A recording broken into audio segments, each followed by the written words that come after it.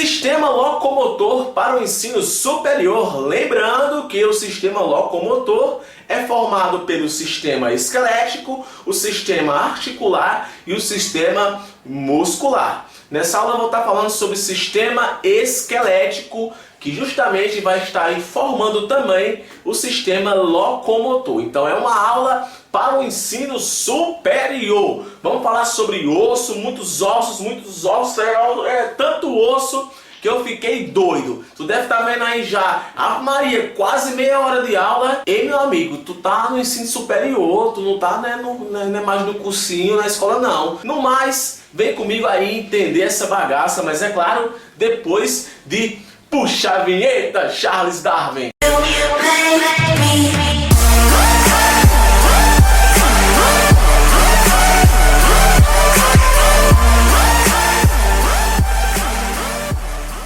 Galera, é osso que não acaba mais. Mas antes da gente dar início aí à questão do esqueleto axial e do esqueleto apendicular, é necessário que você saiba de algumas informações que eu considero muito importantes. Então vem comigo aqui e confia em mim. Lembre que aqui é compartilhar aprendizado.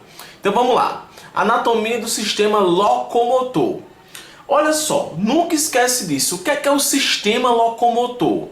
Ele é formado pelo sistema esquelético, pelo sistema articular e pelo sistema muscular. Nessa aula aqui a gente só vai tratar do sistema esquelético, o que já é muita coisa.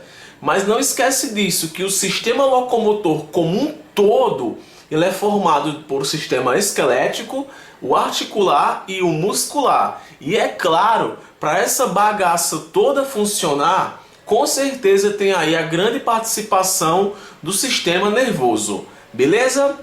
Olha só, sistema esquelético vai ser formado por ossos, ligamentos e cartilagem. Sim, por mais que você vá sempre associar a questão de esqueleto, de osso, a apenas o tecido ósseo, o tecido cartilaginoso também está presente nesse sistema esquelético, beleza? E aí está o osso que você está acostumado já a ver, não é mais novidade alguma, esse tipo de osso aí, né? Um fêmur. E o ovo ele é vivo, o ovo é uma estrutura dinâmica e em completa renovação. Osteoblastos e osteoclastos estão direto ali na questão da produção óssea, enquanto uma célula acaba aí remoendo o osso para liberar cálcio para o sangue, liberar sais minerais. A outra célula, o osteoblasto, vai estar aí produzindo a matriz óssea, vai ter osteócito, ou seja, os ossos são estruturas vivas e dinâmicas e em completa renovação. Então, qualquer osso, gente, ele vai estar sempre passando por esses processos de remodelação, de renovação. Nunca esquece disso. Olha só, o corpo humano tem em média 206 ossos, só que isso aí não é uma coisa absoluta. Tá nos livros, mas a gente deve levar em consideração que alguns ossos, conforme você vai ficando mais velho, alguns ossos eles podem estar se fundindo. E quando eles se fundem, acabam virando apenas uma estrutura, então a quantidade de ossos pode diminuir. Então, em média é 206 ossos, mas vai variar muito de pessoa para pessoa e também da idade. Olha só, os ossos que constituem o corpo humano são divididos. Como são tantos ossos que acaba existindo uma divisão. Tem no caso, o que chamamos de esqueleto axial, ou ossos axiais, que é o osso do crânio, coluna vertebral, caixa torácica, oceanoide, ossículos da orelha. Ou seja, em média 80 ossos fazem parte aí do esqueleto dessa estrutura axial. Essa parte meio que amarelada que eu coloquei aqui nessa imagem foi justamente para distinguir o axial do apendicular. O apendicular vai ser formado aí pelos membros superiores e inferiores, que eu acho que você já sabe disso, como os ossos de suas cinturas, escápulas e pélvica. Em média também 126 ossos. Lembre, essas quantidades de ossos não são padrão, beleza? Não esquece disso. Alguns ossos podem estar fundidos. Então eu vou ter o esqueleto axial e eu vou ter aí o esqueleto apendicular. Uma subdivisão do esqueleto humano acaba sendo bacana para você poder entender e não ficar se perdendo. Olha só, no caso aqui a cabeça, o pescoço, o tronco, são termos bem simples, mas muitas vezes o professor acaba sendo tão superior de uma forma que acaba não comentando esses detalhezinhos que são bem importantes. Tórax, abdômen, pelve, eu tenho aqui o membro superior e eu tenho o membro inferior. Então sempre que falar de membro superior e inferior, você vai lembrar dessa imagenzinha aí, ok? Olha só, outra coisa bacana que eu quero que você saiba é com relação à classificação dos ossos. Justamente porque os ossos eles não vão ser iguais, vão ser classificados tanto pelo tamanho como também pela sua morfologia. Com relação ao tamanho, se liga, eu vou ter os ossos longos, que a principal característica de um osso longo é porque o comprimento é maior do que a largura e do que a espessura. Eu vou ter aí um exemplo bem clássico, o húmero. Eu vou ter também os ossos curtos. Vai ter diversos ossos curtos vão existir no meu corpo. E eles vão ser equivalentes. O comprimento, a espessura e a largura vão ser bem equivalentes. E eu coloquei a imagem aí dos ossos tarsais, no caso aí lá da perna, beleza? Também vai ter os ossos planos, que o comprimento e a largura é maior do que a espessura. Eu coloquei aí os parietais, né, da cabeça, justamente vai ser um órgão bem plano, por isso que o nome é plano.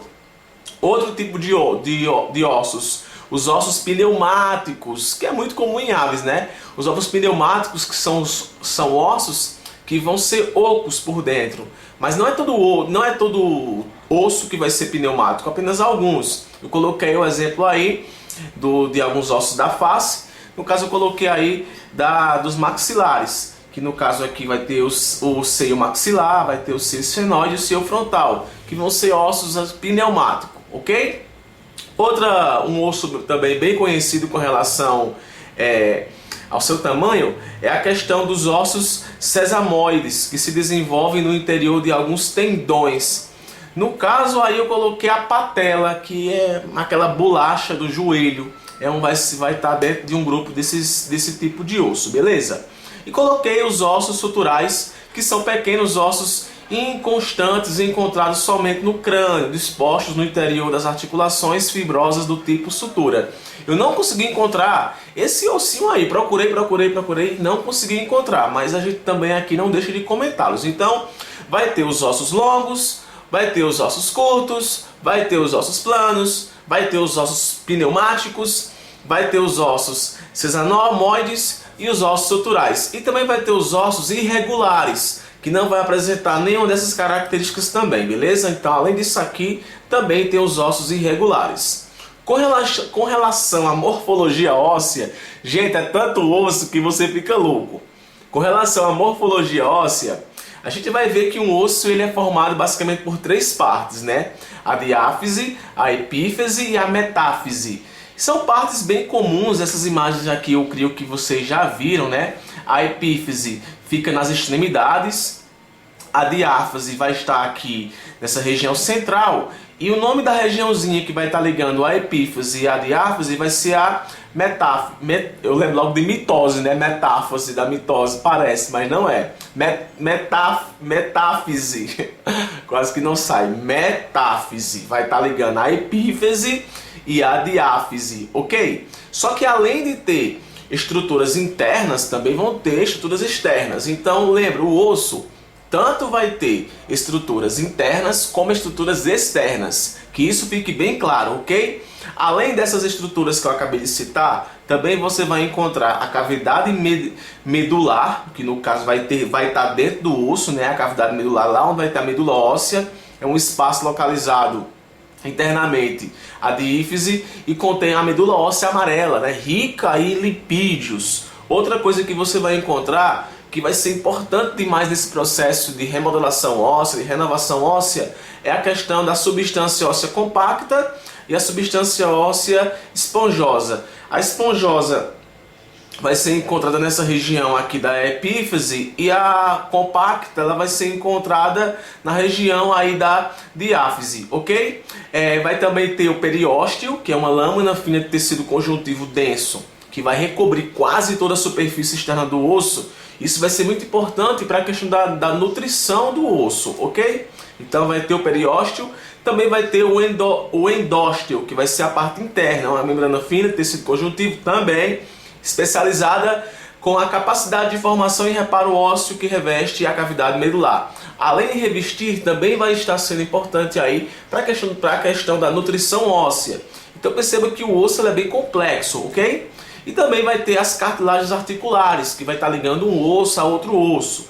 É uma camada de cartilagem alina que recobre o local onde os ossos se articulam nas estruturas adjacentes. Então o osso ele vai estar ligado a outro osso, vai estar juntinho lá, graças às articulações, vai possuir muita fibra, beleza? E aí vai também ter a cartilagem hialina, ok? E além disso tudo, também vai ter os acidentes ósseos, que são o quê? São características estruturais específicas para a adaptação funcional de alguns ossos, ou seja, alguns ossos eles assumem características estruturais específicas para poder desempenhar a sua função. Aqui eu coloquei uma tabelazinha que você vai entender quando eu colocar aqui o nome das estruturas, que podem ser superficiais articulares, que são estruturas anatômicas adaptadas para se articularem-se com os ossos adjacentes. Aí aqui você vai encontrar a cabeça, a fóvea, que é os termos anatômicos, o côndilo. E aqui você vai ver também nessa tabela, que eu não vou estar citando tudo, você vai encontrar as definições. No caso aqui da cabeça, né, é bem interessante: extremidade articular proeminente e arredondada. Também você vai encontrar o seguinte acidente: as depressões e aberturas, que são formações ósseas que permitem a passagem de tecidos moles com os nervos, vasos sanguíneos e tendões. E aqui você vai ver diversas estruturas que também vão ser provenientes aí dos acidentes ósseos. Vai ter os alvéolos, vai ter o sulco, o seio, a fossa, e aqui na frente vai estar explicando o que cada estrutura é. Então, se caso você queira depois dar um pause para copiar essa imagem, vale muito a pena. Também vai ter as proeminências não articulares, que no caso são estruturas anatômicas que servem como ponto de fixação de tendões e ligamentos. E aqui vai ter vários termos anatômicos que vai estar falando dessas proeminências, e aqui na frente vai estar a sua definição. Então veja só, gente, que é mais complexo do que a gente imagina. É uma máquina, é tantos ossos e é tantos nomes que acaba sendo bastante difícil de você decorar todos. Mas é bem bacana de você apreciá-los e você perceber que tudo se encontra no seu devido lugar, ok?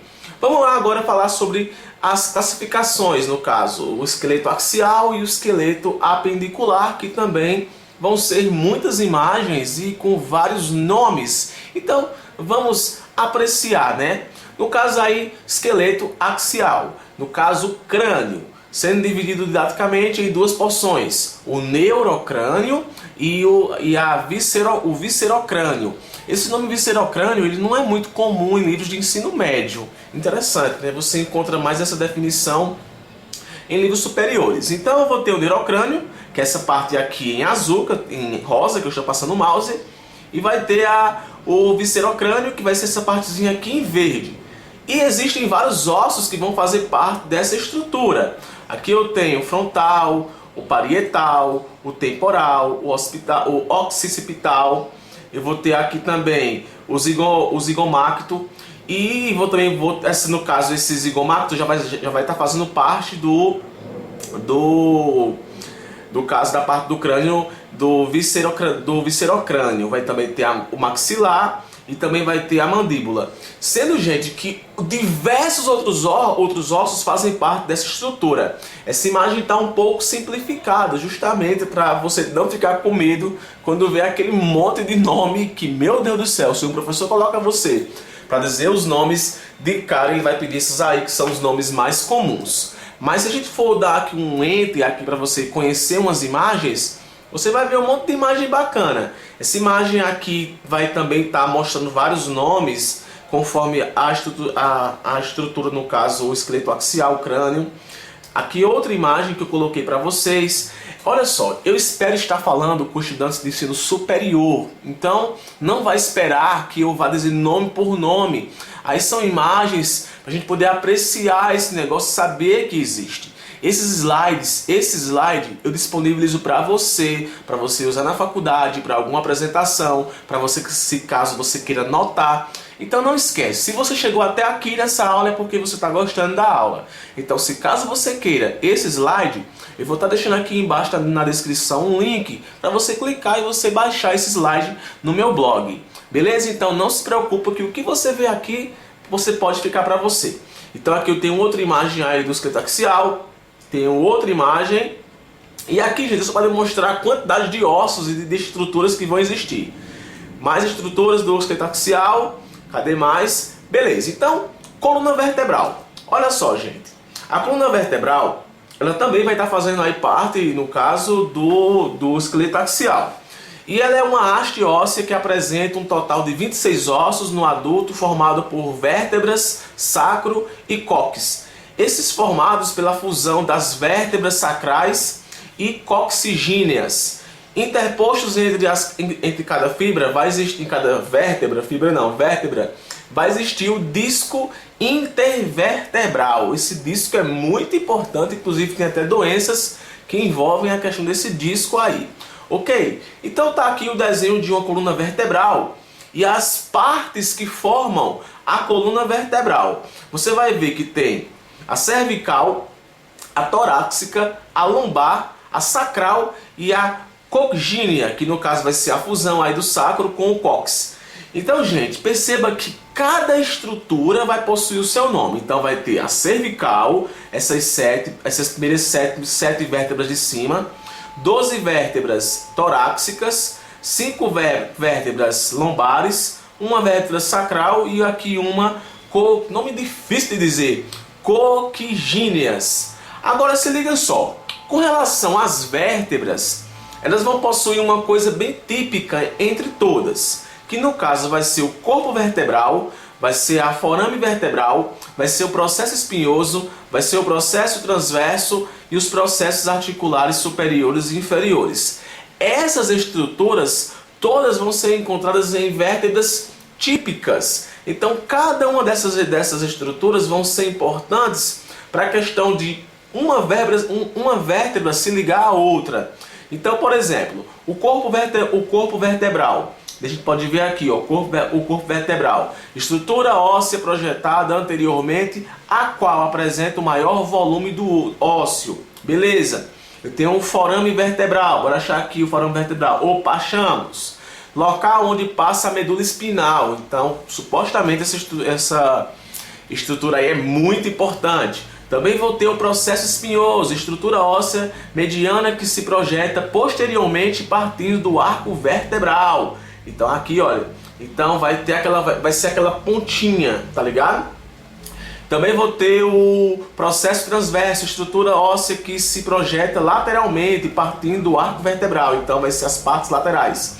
Processos articulares superiores e inferiores, estruturas ósseas que se projetam superior e inferior partindo do arco ventral. Servem de ponto de fixação com as vértebras adjacentes, ou seja, vai ser importante na questão de ligar uma vértebra a outra vértebra. Então perceba que por mais simplesinho que pareça o osso, ele é bem complexo, beleza?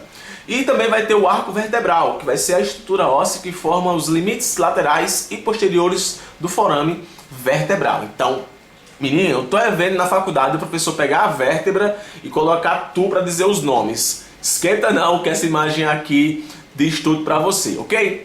Então também tem as vértebras cervicais, que no caso vão ter todas aquelas estruturas que eu acabei de citar, mas vão possuir algumas outras características. Apresentam forame no processo transverso para a passagem da artéria vertebral. Ok. O processo espinhoso pode ser bifurcado.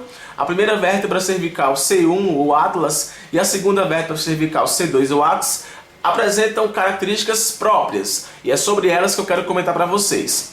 A atlas não possui corpo vertebral e processo espinhoso, ou seja, daquelas estruturas que você viu agora há pouco, essa vértebra cervical do tipo atlas, ela não vai possuir o corpo vertebral e o processo espinhoso. Então tá aqui a imagem dela e as estruturas que ela vai possuir. E axis, que no caso ela vai também ter a sua característica específica, ela vai estar aí sendo formada através, no caso, vai ter como característica a presença de um dente no processo de um dente, quase que não sai, tá travando aqui, deixa eu poder respirar. Respirar, porque senão, né, eu gaguejo, calma. Vamos lá. Então a cis vai estar possuindo, no caso, uma característica própria, que no caso vai ter esse dentezinho aqui, ó, que você está vendo aqui, ó, isso que eu estou apontando e isso aqui que eu estou apontando aqui, ó. Esses dentes vão ser comuns nesse tipo de vértebra, ok? Também vai ter as vértebras torácicas. As vértebras torácicas apresentam o processo espinhoso longo e inclinado para baixo, articulando-se com as costelas através das fovéas costais, localizadas no corpo ventral e no processo transverso. Então, outro tipo de vértebra que vai possuir as suas estruturas específicas. Também vai ter as vértebras lombares, as maiores da coluna tem, no caso vão ser as maiores da coluna, tem o corpo vertebral grande e forte, apresentando o processo espinhoso curto com formato quadrangular, ou seja, vai ser o maior tipo de vértebra, vai ser esse daí lombar, ok? E vai ter lá o últimozinho lá, que vai ser o sacro e o cóccix, são os ossos formados pela fusão das vértebras sacrais e coccígenas, respectivamente. A coluna vertebral articula-se com os ossos do quadril através das faces auriculares do sacro. Então essa parte já vai ser aquela finalzinho da coluna vertebral. E também vai ter aí as suas próprias morfologias, de acordo com aquela vértebra típica que você viu lá os nomes, ok? Com relação à caixa torácica, ela vai ser constituída por vértebras torácicas, no caso, e pelas costelas e pelo osso externo. Então, três estruturas vão estar formando a caixa torácica. No caso, as vértebras torácicas, as costelas e os ossos externos. O osso externo, no caso, né? Porque é um. O ponto de fixação para o membro é um ponto de fixação para o membro superior e para os músculos envolvidos com a coluna vertebral e com a respiração. Então, vai ser muito importante para esses membros superiores e vai ser um ponto de fixação. Então, tá aí a nossa famosa caixa torácica com seus ossos bem específicos, os quais o número vai estar aí apontando. E vai também ter as costelas, no caso as costelas vertebrais, vão ter subdivisões, no caso vai ter as costelas verdadeiras, vão ter as costelas falsas e vão ter as costelas flutuantes, que no caso vão ser aquelas que não vão ter contato com o externo. Então vai ter as falsas e vai ter as verdadeiras. Então eu coloquei aqui na imagem, coloquei apontando para tu ver como é que elas se ligam aqui na questão com o externo. Então note que elas partem da coluna vertebral, né? Essa parte aqui é uma parte vista de trás. Aqui no caso são as duas, esqueci o nome desse bicho aqui, dessas duas placas. Eu acho que daqui a pouco vai sair, eu pego e vou lembrar. O externo é um osso formado plano, chato, localizado na parede anterior do tórax, sobre o plano mediano, dividido em três porções. Essa estrutura, né, chamada externo, vai ter o manúbrio, vai ter o corpo e o processo tifoide, no qual vai estar apontando aqui de acordo com a numeração. Ok? Então essa estrutura aqui vai ser um ponto de apoio importantíssimo da caixa torácica. Ok, esqueleto, no caso esqueleto pendicular, membro superior, no caso é apendicular, beleza? Membro superior, estão unidos à caixa torácica através do cíngulo do membro superior. Vai ter a clavícula e a pronto, é escápula o nome daquele negócio. Clavícula é o único osso do membro superior que permite a fixação óssea do membro superior do tórax. Então vai estar aí a nossa famosa clavícula. E vai ter a escápula, aquela imagem que eu mostrei daqui a pouco. É tanto osso, meu amigo, que você fica doido. A escápula, que vai ser um osso formado aí de forma triangular, localizado na parede posterior do tórax, no caso do dorso. E vai possuir também várias estruturas aí. Membro também superior, vou também ter o que aqui? O húmero. É o maior osso do membro superior. O húmero, aqui ó, o húmerozão. Superior, situado no braço. Articula-se aproximadamente com a escápula através das articulações do ombro. Distalmente com o rádio e com a una na articulação do cotovelo. Então, essa estrutura aí já está entrando de cara que vai ser o braço. Então, eu tenho o membro também superior. Aqui eu tenho o que mais? Eu tenho o rádio e a uma, que no caso são essas duas estruturas que vão estar já chegando na minha mão. São ossos situados no antebraço, o rádio localiza-se literalmente e a unha medialmente. Ambos estão conectados através de articulações. Sempre os ossos vão estar ligados através de articulações. Então, também vai ter os ossos da mão, que no caso vai ser o carpo, o metacarpo e as falanges. Então, vários ossos também vão ser encontrados em nossas mãos. Carpo, o osso do punho, o metacarpo, o osso do dorso e a palma da mão, que tem as falanges, ok? Com relação aos membros inferiores, no caso vão estar embaixo, são eles que vão estar sustentando o peso da região posterior do meu corpo. E outra coisa, vai ser especializado na questão de locomoção, porque é lá que vai ter as pernas. Eu falei agora, chega cuspiu, não sei se tu viu aí no vídeo. Osso do quadril. No caso, esse osso do quadril da gente é formado pela fusão do óssea, do ilho, do isquio e do pubis. Então tá aqui o ilíaco, o isquio e o pubis, que vão estar formando esse osso do quadril, que ocorre no final da puberdade durante a infância. Esses três ossos estão unidos por uma matriz cartilaginosa. Lembrando que vários ossos passam por ossificação do tipo endocondral, que é quando um molde de cartilagem dá origem aí aos ossos, beleza? Tomara que eu não tenha errado nessa informação que eu falei aqui sem na tora, mas é isso mesmo, ok? No caso aqui eu vou ter o fêmur também, que vai ser um maior osso do corpo humano também, vai estar dentro aí dos membros inferiores, né, da perna. Eu vou ter a patela, que eu já comentei neste instante, agora há pouco, com relação à sua morfologia, vai ser essa bolacha do joelho.